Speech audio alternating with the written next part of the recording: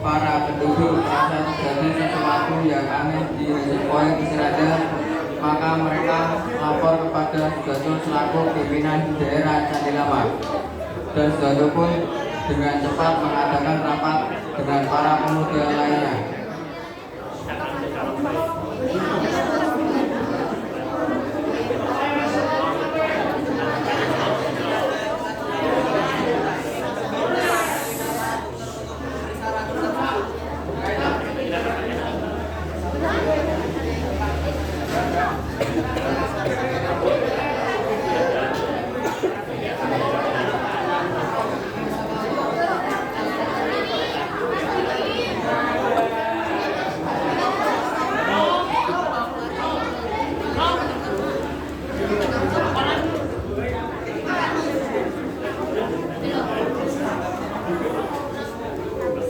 Setelah pimpinan rumah sakit Purusara mengetahui kabar itu, beliau segera menghubungi dokter Karyadi untuk memastikan apakah kabar itu benar atau tidak.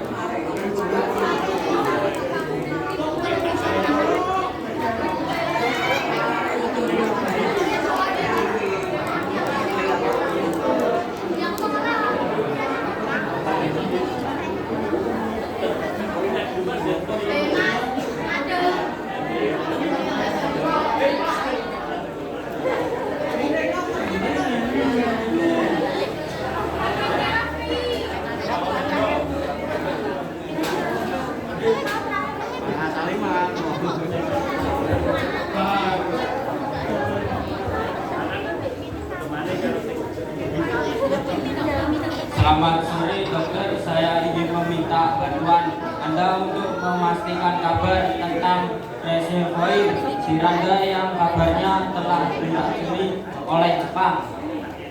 Saya ingin Anda memastikan hal tersebut malam ini juga. Baiklah, sekarang juga saya sangat juga. Kabarnya Nippon melakukan serangan balas dendam karena kita masih menyandra pasukannya. Baiklah, malam ini juga saya akan berangkat ke sana. Namun kau harus hati-hati dokter, Nippon masih melakukan penyerangan di sekitar Candi Lama. Baiklah, saya akan berangkat juga. Baik, untuk menjaga keamanan Anda, saya dan beberapa polisi istimewa akan mendampingi dan menjemput Anda di kediaman. Terima kasih, jangan usah berlebihan dokter.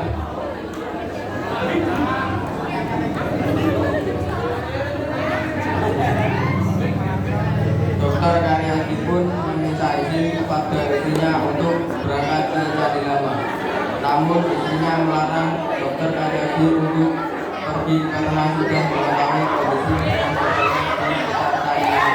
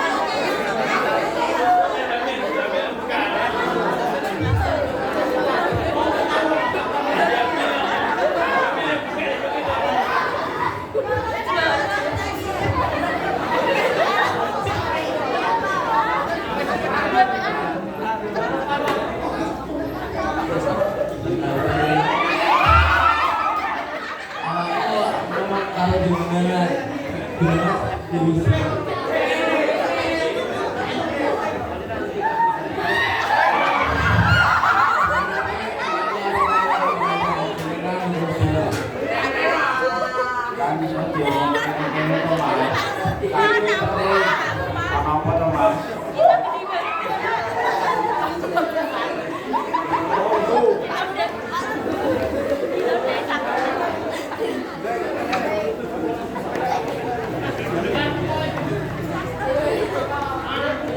Aku nyuwun izin karo jenengan arep nanti ning Kandilama sing rajin keber karo Jepang oleh yo. Aku tak lagi jenengan. Baik ini sampean bayangkan saya seorang kalau aku bertindak segera warga Semarang akan mati. Ini kan sudah tinggal 10 bukan?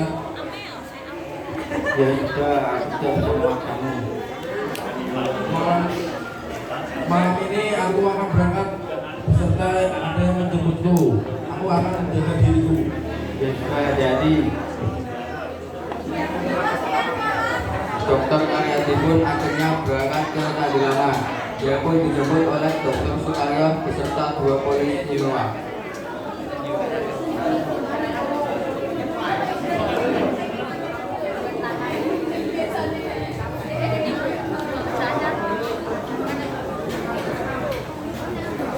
Selamat malam dokter, saya beserta pasukan sudah siap menemani Anda. Mari masuk. Memangnya aku anak kecil harus datang jemput. Apa bagaimana dokter? Kalau ini bisa bercanda rupanya. Dokter bisa aja.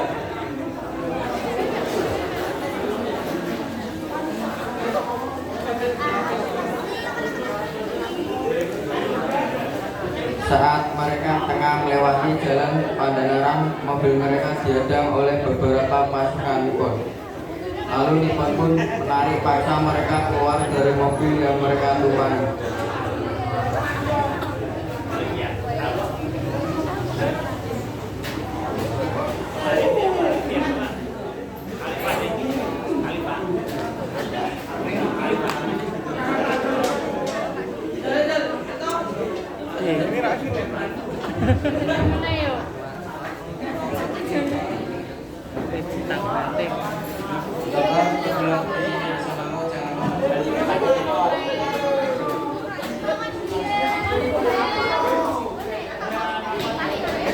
Kau jaga dokter Karyadi di sini, aku yang akan menangani. Mau apa kalian?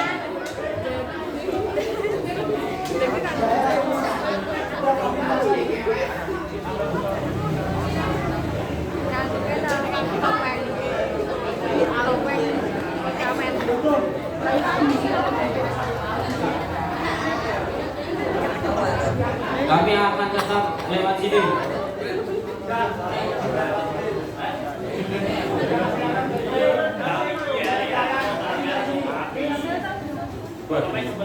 Lebih baik aku mati dan mengabdikan tugasku daripada menuruti perkara Nippon. Kami akan tetap melintasi jalan ini.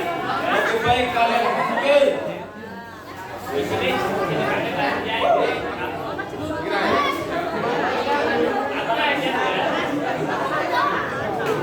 Tentara Nippon pun mulai menerangi 2 polisi Innova dan Dokter Sukaryo. Sedangkan Dokter Karyadi sudah ditembak dengan begitu keji di tempatnya yang berdiri. Kedua pasukan dan juga Dokter Sukaryo pun mendapat banyak luka, namun mereka bisa lolos dan dapat membawa Dokter Karyadi pergi ke rumah sakit. Saat tiba di rumah sakit, dokter sudah berusaha menyelamatkan Dokter Karyadi sebisa mungkin. Namun naasnya Dokter Karyadi tidak bisa diselamatkan lagi.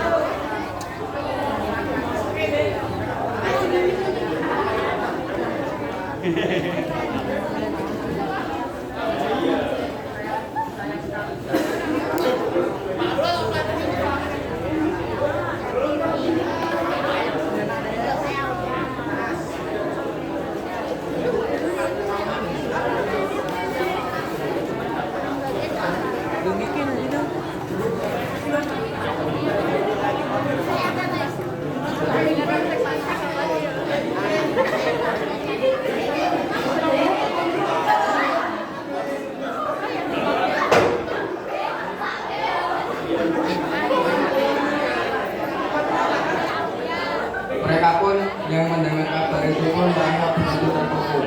Akhirnya kabar kematian dokter Karesi pun tersebar begitu cepatnya. Kabar ini pun menyeluruh kemarahan seluruh rakyat Semarang. Namun tak lama kemudian masyarakat Semarang pun dikejutkan oleh serangkaian penembakan yang terdengar dari arah jalan Pajajaran yang berasal dari polisi istimewa yang sedang menjaga tahanan Jepang yang ingin kabur. Selang beberapa menit kemudian suara tersebut berhenti dan suasana dan kondusif kembali. Rencananya tahanan Jepang akan dipindahkan ke tempatnya. Sebelum dipindahkan, para tahanan Jepang berkumpul di suatu tempat untuk melawan perlawanan. Setelah berbincang-bincang untuk menentukan strategi yang akan mereka pakai, mereka pun melakukan strateginya. Mereka menerobos pertahanan yang polisi istimewa sambil berteriak "Bangkero Indonesia!" Yang kala itu polisi istimewa kalah jumlahnya dengan para tawanan Jepang. Mereka pun akhirnya dapat keluar dari tempat tawanan itu dan pergi menggunakan mobil yang disisipkan untuk memindahkan mereka. Di Magelang terjadi peristiwa yang berbeda lagi. Para pemuda menculik Jenderal Nakamura yang menjadi pimpinan Nippon di Magelang.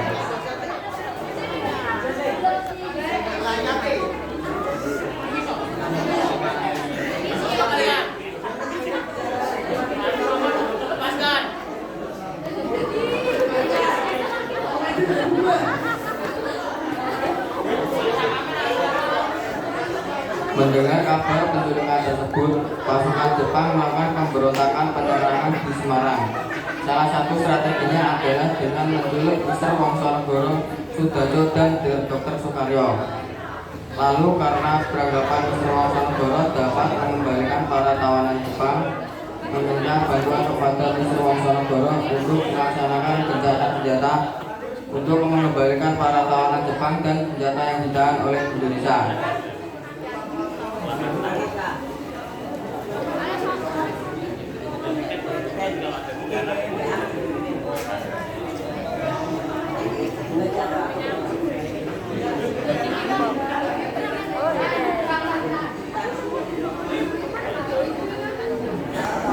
Sing banter ta, sing banter.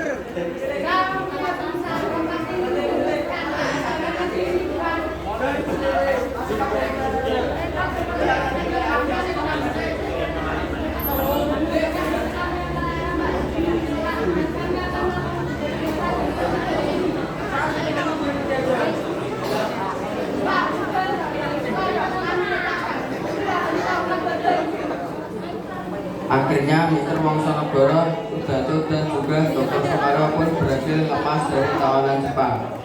Dia dan Sudarjo pergi menemui para polisi istimewa untuk membicarakan tentara tawanan Jepang yang dibunuh oleh Jepang.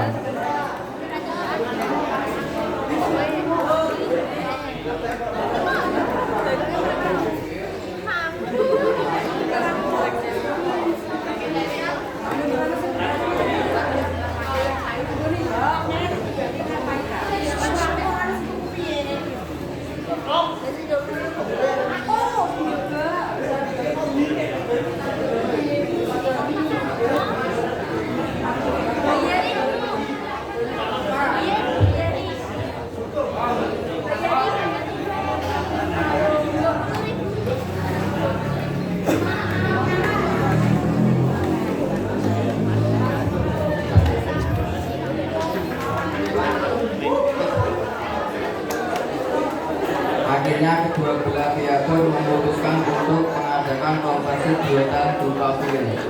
Di sana mereka membicarakan perjanjian gencatan senjata. Pihak Indonesia diwakili oleh Mr. Wongsonegoro dan Asman tim Bojonegoro yang ditemani oleh beberapa pasukan polisi istimewa.